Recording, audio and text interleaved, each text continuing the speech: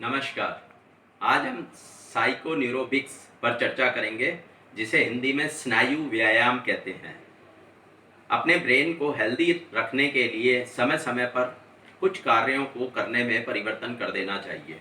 जब मनुष्य रूटीन के कार्य करता है तो उसमें दिमाग का इस्तेमाल ना के बराबर होता है, क्योंकि कार्यों को एक ही तरीके से करने से वे क्रियाएं बिना सोचे समझे हो जाती हैं, जिससे दिमाग को कम कार्य करना पड़ता है।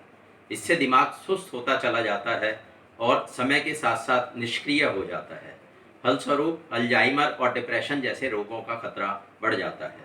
बचपन में बच्चा कितना कुछ याद कर लेता है, लेकिन वर्तमान समय में मनुष्य ने कुछ टेक्नोलॉजी के ऊपर छोड़ दिया है, और जिस दिन टेक्नोलॉजी का कोई पार्ट करप्ट हो जाता है तो मनुष्य अपने आप को असहाय महसूस करने लगता है। अक्सर कहा जाता है कि उम्र बढ़ने के साथ साथ दिमाग भी कमज़ोर होने लगता है, लेकिन ऐसा नहीं है।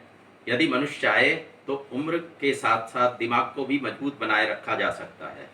इसमें फिर वही बात आ जाती है, जीवन शैली। जीवन शैली में परिवर्तन करते रहने पर शरीर में ऊर्जा के साथ साथ नए सेल्स का निर्माण होता है, और सेल्स का आपस में बेहतर संपर्क होने पर दिमाग सही तरीके से कार्य करता है। जीवन शैली से संबंधित विषयों पर हम चर्चा लगातार करते रहे हैं। इसका एक एग्जाम्पल और देते हैं। मनुष्य सुबह अपने कार्य पर निकलता है तो उस रास्ते पर जाने के लिए उसे दिमाग का बिल्कुल भी इस्तेमाल नहीं करना पड़ता है। वह स्वयं बिना किसी दिमागी एफर्ट्स के अपने कार्यस्थल पर पहुंच जाता है।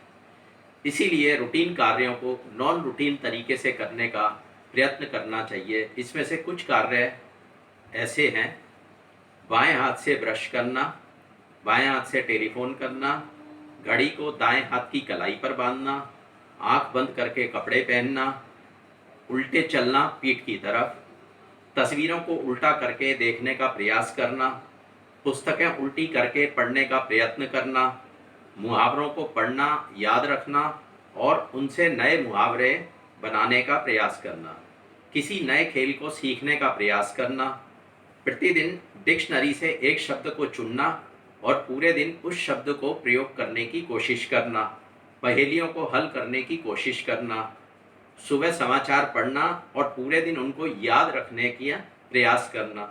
ऐसे ही बहुत से कार्य हैं जिनको करने से आत्मविश्वास बढ़ता है, व्यक्तित्व का विकास होता है, बुजुर्गों में तनाव कम होता है, मेमोरी लॉस नहीं होता है। आशा है आप इन सब चीज़ों को करने का प्रयास करेंगे। धन्यवाद।